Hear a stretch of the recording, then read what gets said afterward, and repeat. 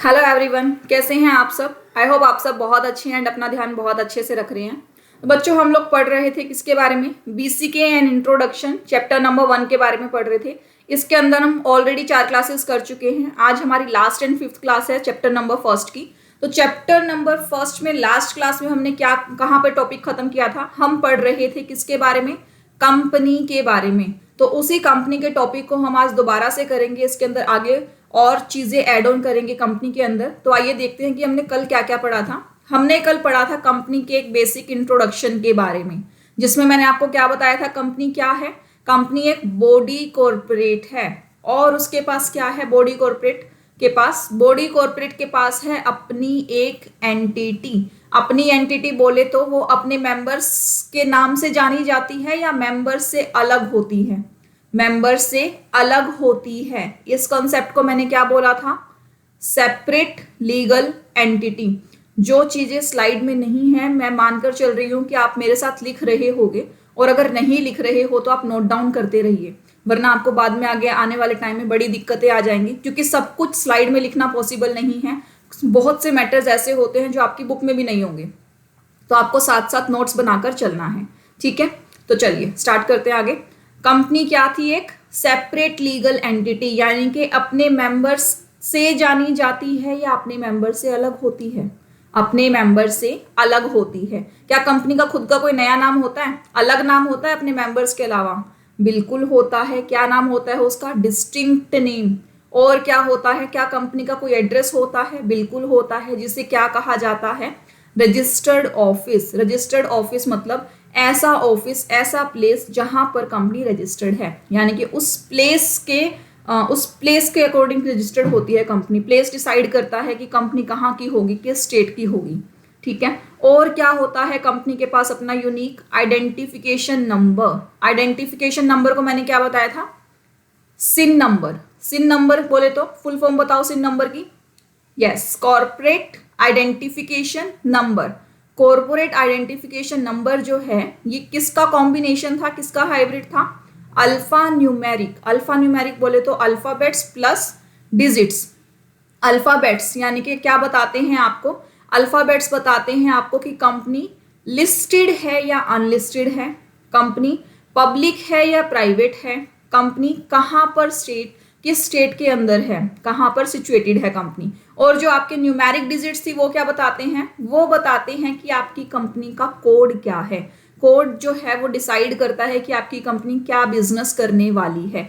National classification code बोला जाता है इसको, नेशनल इंडस्ट्रियल कोड, एनआईसी के नाम से फेमस है। जो कंपनी के कोड होते हैं उसमें लिखा होता है कि कंपनी किस बिजनेस को करेगी। अगर कंपनी कोई स्पेसिफाइड बिजनेस करना चाहती है तो वो किस कोड के अंदर रजिस्टर्ड होनी चाहिए। आपके सिन के अंदर वो कोड नंबर आता है। ठीक है। और क्या बताते हैं न्यूमेरिक? और ये बताएंगे कि ये कौन से साल में इनकॉर्पोरेट हुई, यानी कि 4 डिजिट्स ऐसे होंगे जो आपके साल को रिप्रेजेंट करेंगे। और उसके बाद क्या होगा? उसके बाद होगा लास्ट के अंदर आपका रजिस्ट्रेशन नंबर। रजिस्ट्रेशन नंबर वो नंबर होता है कि आप अपने रजिस्ट्रार के रजिस्टर में कौन से नंबर पर जाकर रजिस्टर हुए हो, that is your registration number. Clear है? चलो, इसके बाद इस चैप्टर के अंदर और हमने क्या पढ़ा था? ओपीसी की डेफिनेशन हम कर चुके थे, स्मॉल कंपनी की डेफिनेशन हम कर चुके थे, डोरमेंट कंपनी की डेफिनेशन हम कर चुके थे, प्राइवेट एंड पब्लिक कंपनी के डिफरेंस एंड इसकी डेफिनेशन हम कर चुके थे। और क्या कर चुके थे हम? हम कर चुके हैं 1 person company, small company and dormant company की डेफिनेशन है। आप एक बार गो थ्रू कर लेना इस स्लाइड को। चलो, उसके बाद हम लोगों ने पढ़ा कि कंपनी क्या है। कंपनी एक जॉइंट स्टॉक कंपनी है, यानी कि कंपनी की जो वैल्यू है उसको छोटे छोटे टुकड़ों में, छोटे छोटे डिनोमिनेशंस में बांटा जाता है, जिस डिनोमिनेशन को हम क्या बोलते हैं? शेयर कैपिटल का पोर्शन, यानी कि शेयर बोलते हैं। शेयर कैपिटल के एक पोर्शन को, यानी कि उस कैपिटल का ये शेयर है, ये पार्ट है, उसे शेयर बोला जाता है। और शेयर के अकॉर्डिंग ही कंपनी की कैपिटल डिसाइड होती है। ठीक है। यानी कि आप कल पढ़ाया था मैंने आपको सब्सक्राइबर टू मेमोरेंडम। जो सब्सक्राइबर है वो क्या सब्सक्राइब करते थे? शेयर्स सब्सक्राइब किया करते हैं। जब शेयर सब्सक्राइब करते हैं तो वहां लिखा होता है पर्टिकुलर मेंबर ने कितने शेयर सब्सक्राइब किए, उसी के अकॉर्डिंग तो आपकी शेयर कैपिटल बनती है। ठीक है। अब शेयर्स हैं, शेयर्स किसको जाएंगे? शेयर होल्डर्स को। अब कंपनी को और पैसा चाहिए, कंपनी क्या करेगी, अपना शेयर मार्केट में निकालेगी। जब कंपनी अपने शेयर्स मार्केट में निकालेगी तो जो मार्केट में ऑलरेडी बायर्स बैठे हैं जो उस कंपनी को परचेज करना चाहते हैं, वो क्या करेंगे, उसके शेयर में इन्वेस्ट करेंगे। ठीक है, अगर आपकी कंपनी एक पब्लिक कंपनी है और पब्लिक को शेयर देना चाहती है तो ऐसी कंपनी पब्लिक को शेयर सिर्फ तभी दे पाएगी जब वो रजिस्टर्ड होगी। किसके पास, उसके पास जो इस कैपिटल मार्केट को रेगुलेट करेगा। अब कैपिटल मार्केट को रेगुलेट कौन करता है, कैपिटल मार्केट को आपका रेगुलेट करता है सेबी। सेबी आपकी कैपिटल मार्केट को रेगुलेट करता है, और अगर सेबी ने कैपिटल मार्केट रेगुलेट होती है किसके द्वारा, सेबी के द्वारा। यानी कि सेबी की इकलौती ऐसी अथॉरिटी है जो कैपिटल मार्केट को रेगुलेट करेगी। सेबी के पास लिस्ट होना जरूरी है, सेबी ही आपको परमिशन देगी कि आप लोगों से जाके फंडिंग कर सकते हो या नहीं। यानी कि कॉर्पोरेट फंडिंग के लिए आपको किसके पास आना पड़ेगा, कॉर्पोरेट फंडिंग के लिए आपको आना पड़ेगा सेबी के पास। सेबी ही इकलौती ऐसी है जो आपको फंडिंग के लिए परमिशन प्रोवाइड कर सकती है। क्लियर है, सेबी क्या करता है, आपको रेगुलेट करता है किसको, कैपिटल मार्केट को। ठीक है सर, अब यानी कि ये पता चल गया हमें कि शेयर कैपिटल के लिए हमें किसके पास जाना पड़ेगा, सेबी के पास। सेबी के पास कब जाना पड़ेगा, जब आप किससे पैसा लेना चाहते हो, जब आप जनता का पैसा लेना चाहते हो, जब आप पब्लिक का पैसा लेना चाहते हो, तभी आपके सेबी के पास आना है। और जैसे ही आप सेबी के पास रजिस्टर्ड हो जाओगे आप कहलाओगे एक लिस्टेड कंपनी। क्या कहलाओगे आप, एक लिस्टेड कंपनी। और अगर आप सेबी के पास रजिस्टर नहीं होते हो तो आप एक अनलिस्टेड कंपनी कहलाओगे। तो क्या तब आप शेयर इशू कर नहीं पाओगे, नहीं, आप तब भी शेयर इशू कर सकते हैं, लेकिन उस टाइम पर आप पैसा किससे नहीं मंगवा सकते, आप आम जनता से पैसा नहीं मंगवा सकते। आम जनता से अगर आप पैसा मंगवाना चाहते हैं तो आपको सेबी की परमिशन लेनी पड़ेगी। सेबी की परमिशन कब मिलेगी आपको, जब आप उसके पास जाकर अपना पंजीकरण यानी कि रजिस्ट्रेशन करवाएंगे। रजिस्ट्रेशन करवाते ही आप क्या बन गए, लिस्टेड कंपनी बन गए। चलो जी, ये तो हुई प्रायर कंडीशन कि आपको सेबी के पास जाना पड़ेगा। चलो बाकी इस कॉन्सेप्ट को और डिटेल के अंदर आपके इंटर के अंदर पढ़ा जाएगा। इतना ही नहीं, बहुत कुछ है इसके कॉन्सेप्ट्स के अंदर, बट ये यहाँ नहीं, हम इंटर की क्लास में पढ़ेंगे। ठीक है, चलो जी, ये तो हुआ एक छोटा सा पोर्शन। उसके बाद हम देखते हैं कि सेबी से तो रजिस्ट्रेशन करा लिया, मान लेते हैं सेबी से हमने रजिस्ट्रेशन करा लिया, सेबी ने हमें परमिशन भी दे दी, लोगों से पैसा आप उठा सकते हो, आप लोगों को शेयर इशू कर सकते हो। अब कंपनी हर एक इंडिविजुअल के घर जाएगी, भाई पैसे दे दे, भाई पैसे दे दे, मेरी कंपनी के शेयर ले ले। जाना तो पड़ेगा ना, पैसे चाहिए आपको, अगलों को शेयर परचेज करने हैं, बट आपको इंडिविजुअली जाके हर किसी का दरवाजा खटखटाने की जरूरत नहीं है। आप सबको क्या इशू कर सकते हैं, प्रोस्पेक्टस इशू कर सकते हैं। जैसे कि हम किसी कॉलेज का या स्कूल का फॉर्म भरवाते हैं तो वहां का प्रोस्पेक्टस खरीदते हैं, वैसे ही जैसे हम लोगों को शेयर बेचने हैं तो कोई आम जनता भी होगी जो इंटरेस्टेड होगी शेयर्स परचेज करने में, वो भी नजर बनाकर रखती है मार्केट में। आप इशू कर दो अपना प्रोस्पेक्टस, प्रोस्पेक्टस में लिख दो हमारी ये कंपनी है, एबीसी लिमिटेड हमारी कंपनी है, हम इतने शेयर इशू करना चाहते हैं, अगर कोई इंटरेस्टेड है तो इतने रुपए की बिड लगाकर हमसे शेयर खरीद सकते हैं। बिड का मतलब होता है बोली लगाना, ठीक है, इतने की आप बोली लगाओ, आपको अलॉट हो जाएंगे तो आपको शेयर्स मिल जाएंगे। तो जिस डॉक्यूमेंट के थ्रू आप लोगों से पैसा मंगवाते हैं उस डॉक्यूमेंट को बोला जाता है प्रोस्पेक्टस। इसके बारे में डिटेल में नहीं है आपके सीए फाउंडेशन के कोर्स के अंदर, सिर्फ आपको इतना जानने की जरूरत है कि प्रोस्पेक्टस होता क्या है। तो यानी कि कंपनी सॉलिसिट्स कैपिटल कंट्रीब्यूशन, कंपनी जो कैपिटल कंट्रीब्यूशन लेके आती है, कहाँ से लेके आती है, लोगों से मंगवाती है, टू इन्वेस्ट, कहाँ पर, शेयर्स के अंदर, और by part of the ownership bye issue of prospectus. तो जब लोगों को बोलेगी कि मेरी कंपनी में आकर इन्वेस्ट करो तो वो किससे करवाएगी, वो प्रोस्पेक्टस के थ्रू इंफॉर्मेशन देगी, किसको, उन लोगों को जो किसी कंपनी में इन्वेस्ट करना चाहते हैं। क्लियर, चलो जी आगे देखते हैं आगे क्या है इसके पिटारे में। इसके अलावा जो कल हमने करवाया था आगे कंपनी के बारे में वही है, ये जो हमने कल कुछ डिफरेंसेस पढ़े थे प्राइवेट और पब्लिक कंपनी के। मिनिमम मेंबर कितने होते हैं प्राइवेट कंपनी के अंदर, 2, और पब्लिक में 7। मैक्सिमम मेंबर कितने हो सकते हैं प्राइवेट में, 200, और पब्लिक में नो लिमिट। ऐसे ही रेस्ट्रिक्शंस किसके पास होती है, प्राइवेट के पास, और किसके पास नहीं होती, रेस्ट्रिक्शंस जो है आपकी पब्लिक कंपनी के पास कोई रेस्ट्रिक्शन नहीं होती। Minimum number of directors in a private company कितने थे? 2। और minimum number of director in a public company कितने थे? 3। ठीक है, अब प्राइवेट कंपनी थी, उसको कुछ छूट दी गई थी। हमने क्या बताया था कि फ्रीडम किसके पास है, पब्लिक के पास या प्राइवेट के पास? प्राइवेट के पास, क्योंकि प्राइवेट में कौन है? प्राइवेटली जो पर्सन है इनके वो है, यानी कि क्लोजली हेल्ड, अपने खुद के रिश्तेदारों की कंपनी है। पब्लिक कंपनी में क्या था? पब्लिक का पैसा इन्वॉल्व है। जब पब्लिक का पैसा है तो इसको फ्रीडम मिलेगी या इसको जूते मारेंगे? नहीं, जूते अभी मत मारो, जब गड़बड़ करे तब मार लेना, लेकिन इसकी लगाम खींच कर रखनी पड़ेगी। तो इसके ऊपर कंप्लायंसेस कम होंगे या ज्यादा होंगे। और क्या पढ़ा था? बिजनेस कैसे स्टार्ट कर सकता है? एक सर्टिफिकेट बताया था मैंने आप लोगों को कल। कौन सा सर्टिफिकेट था वो? Certificate of commencement of business. किसको लेना होता है, प्राइवेट को या पब्लिक को? पब्लिक कंपनी को लेना होता है। चलो जी, बिजनेस शुरू कर दिया, सर्टिफिकेट ले लिया, उसके बाद क्या बोलता है? उसके बाद बोलता है कि अगर आप बिजनेस कर रही हैं, अगर आप बिजनेस कर रही हैं तो जाहिर सी बात है उस बिजनेस में आप बहुत सारा पैसा लगाएंगे, बहुत सारा प्रॉफिट कमाएंगे। अब लोगों को कैसे पता चले कि आप प्रॉफिट सही कमा रहे हैं या नहीं? तब किसका रोल आएगा? तब रोल आएगा हम बच्चों का। हम बच्चों का रोल नहीं, जब आप सीए बन जाएंगे तब आपका रोल आएगा। जब आप में से कोई बैठकर ऑडिट करेगा तो हर एक कंपनी को अपने जो फाइनेंशियल्स होती हैं उनकी ऑडिट करवानी पड़ती है, ताकि हमारे सीए जांच कर सके कि आप अपने फाइनेंशियल रिसोर्सेज का सही से इस्तेमाल कर रही हैं या नहीं। क्यों?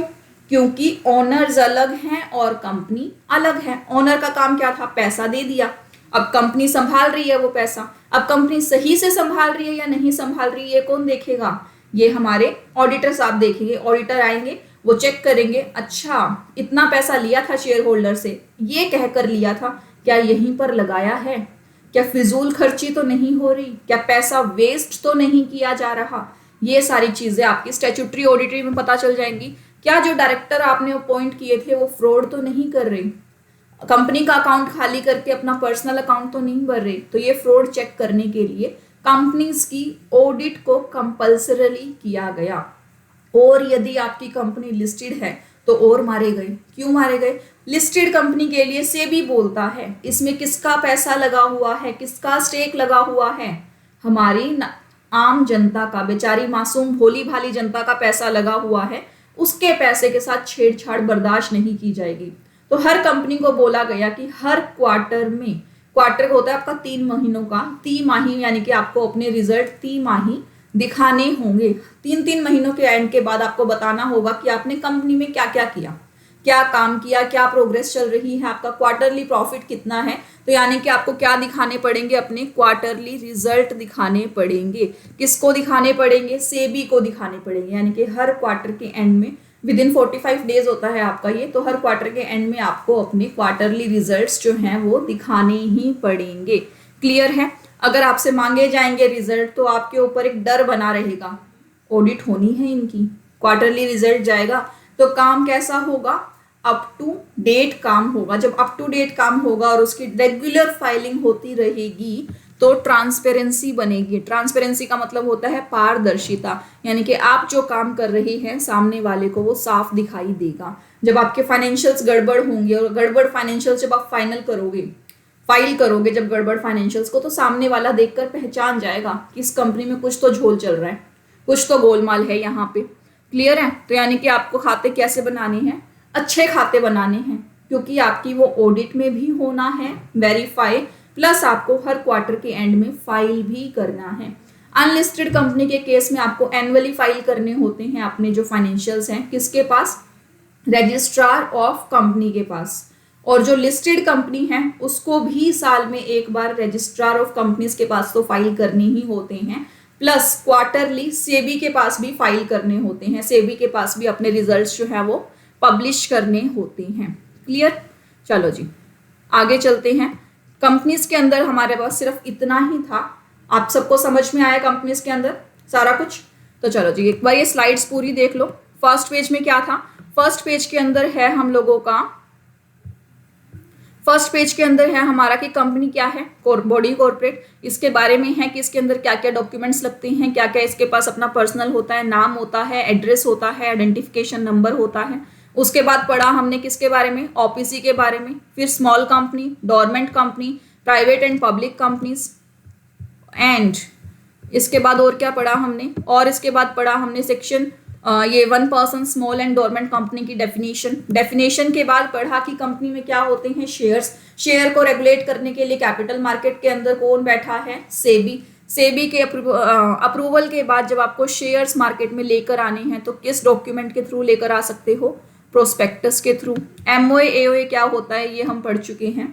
एमओए के बारे में तो कल हमने डिटेल के अंदर पढ़ा था, मेमोरेंडम ऑफ एसोसिएशन के बारे में।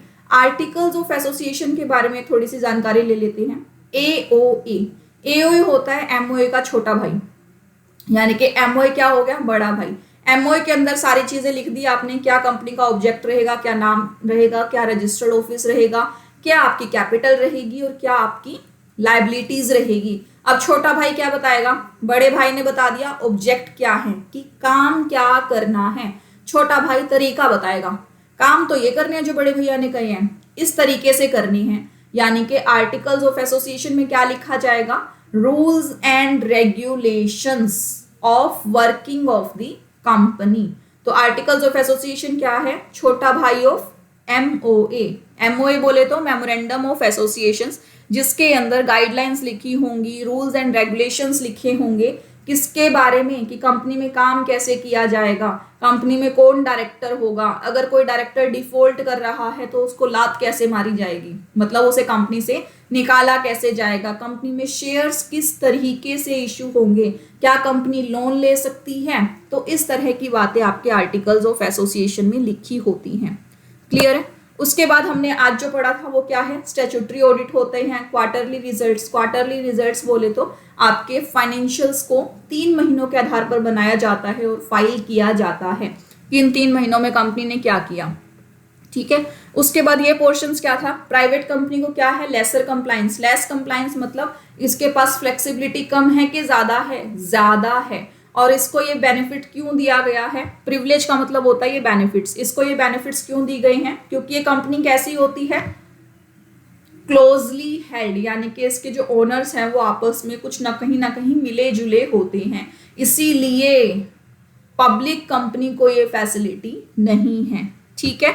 तो in Indian corporate sector is numerically dominated by the private limited companies. अब क्या कहता है कि ऑल दो प्राइवेट कंपनी को जो है कम कंप्लायंसेस करने पड़ते हैं, फिर भी हमारे देश में सबसे ज्यादा कंपनी कौन सी है, प्राइवेट कंपनीज ही है। क्यों ना हो, कम कंप्लायंसेस करने होते हैं, फॉर्मेट कंपनी का है, वही लिमिटेड लाइबिलिटी वाला आपको कंसेप्ट मिलता है, वही सेपरेट लीगल एंटिटी मिलती है, बट कुछ सर्टेन लिमिट्स ही तो होती है। क्या, शेयर ट्रांसफर नहीं कर सकते, पब्लिक का पैसा नहीं मंगा सकते, बट फिर भी बहुत सारी चीजें तो हैं, यानी कि कंप्लायंसेस तो हैं बट कम है कंप्लायंसेस, इसलिए प्राइवेट कंपनी ही ज्यादा खोली जाती हैं इंडिया के अंदर। ठीक है। चलो, ये कंपैरिजन टेबल हम कर चुके हैं। इस कंपैरिजन टेबल के बाद हमारा आखिरी जो फॉर्मेट बचता है फर्स्ट चैप्टर का, that is limited liability partnership.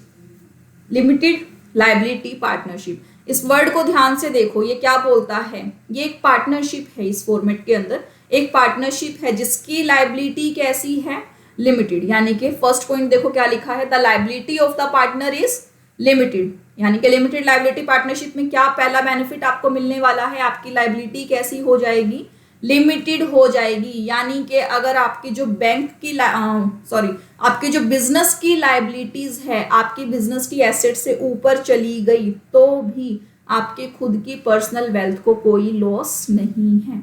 ठीक है। ये क्यों इंट्रोड्यूस किया गया, ये इंट्रोड्यूस किया गया पार्टनरशिप को स्ट्रॉन्ग करने के लिए।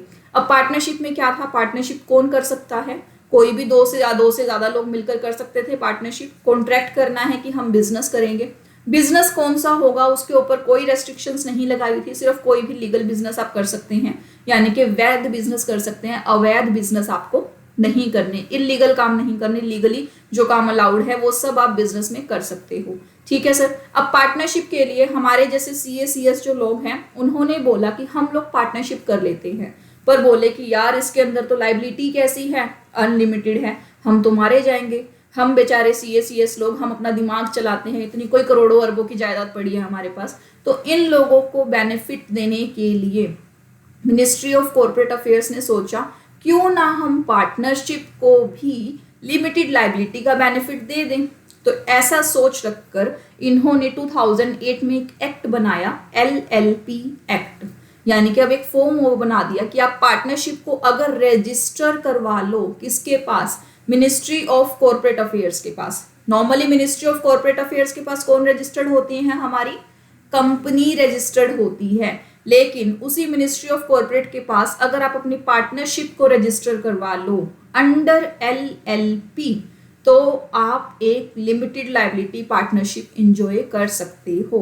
LLP के ऊपर भी कुछ कंप्लायंसेस लगते हैं जो कि नॉर्मल पार्टनरशिप में नहीं लगते। ठीक है, नॉर्मल पार्टनरशिप में कौन कौन से कंप्लायंसेस होते हैं, कुछ भी नहीं, आप जो भी कॉन्ट्रैक्ट में लिखोगे वो करने होंगे, बाद में आपको एक टाइम के बाद टैक्स पे करना होगा, टैक्सेशन रिलेटेड आपको अपने कंप्लायंस करने होंगे, लेकिन लिमिटेड लायबिलिटी पार्टनरशिप को हर साल अपने खाते जरूर भेजने होंगे, ऑडिट भी करवानी होगी, इसको अपनी एनुअल फाइलिंग करनी होगी, ये साल के दौरान इसने क्या क्या किया वो देना होगा।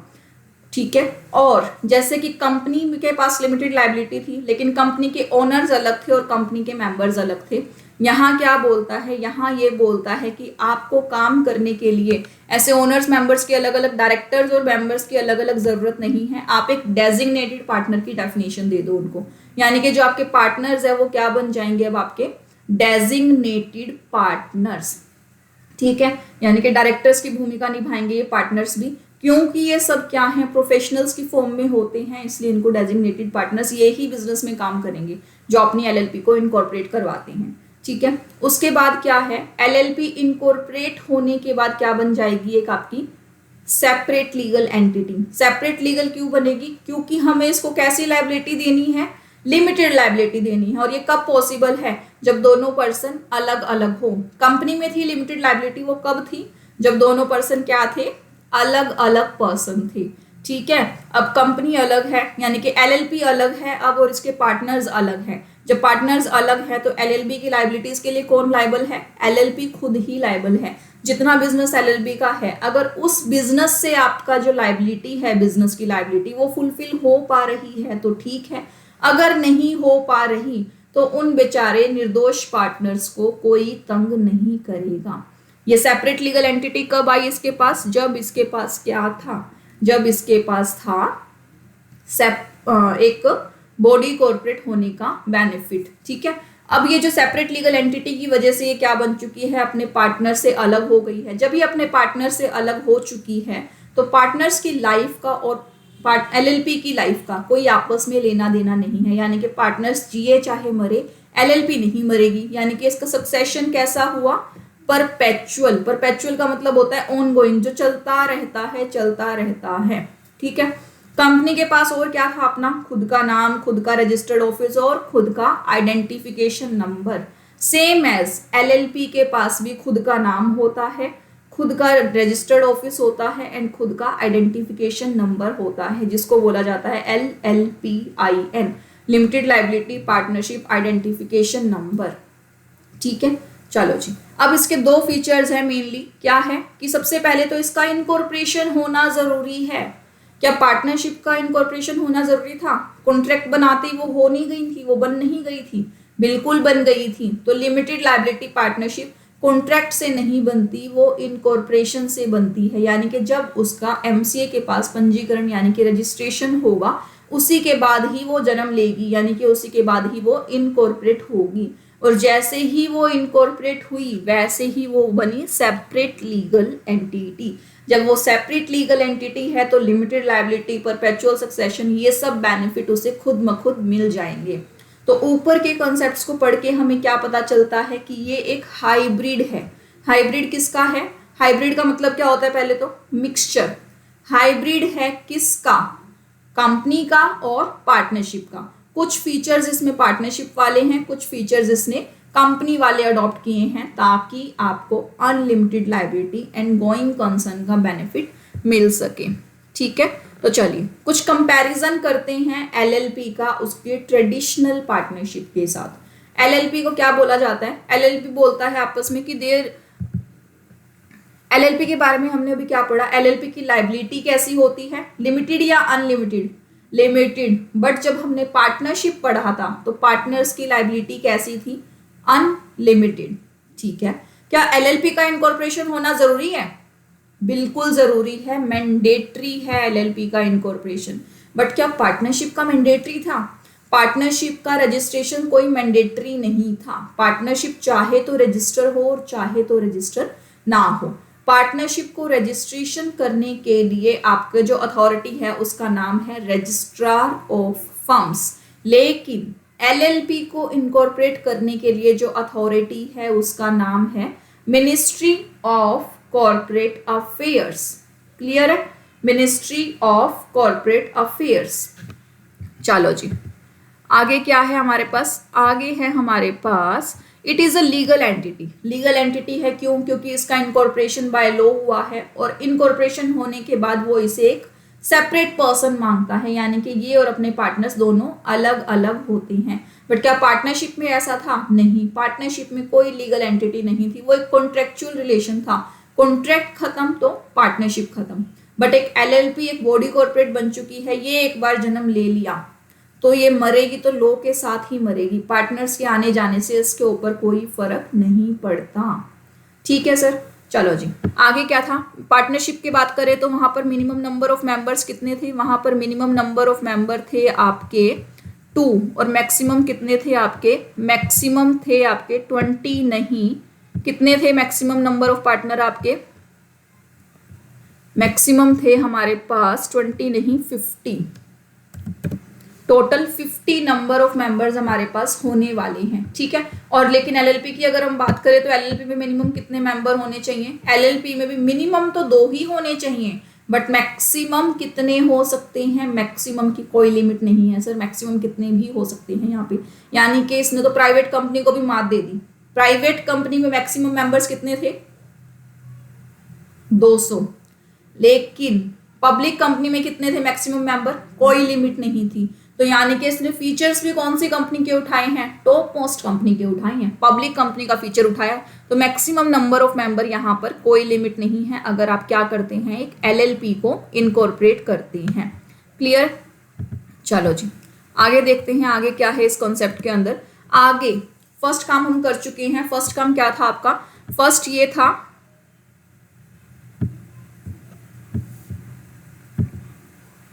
फर्स्ट में बोलता है कि जो आरओसी है आपकी वो क्या थी? एक एडमिनिस्ट्रेटिंग अथॉरिटी। यानी कि जो एलएलपी है वो क्या है? उसकी एडमिनिस्ट्रेटिंग अथॉरिटी कौन है? Registrar of companies. और पार्टनरशिप की कौन थी?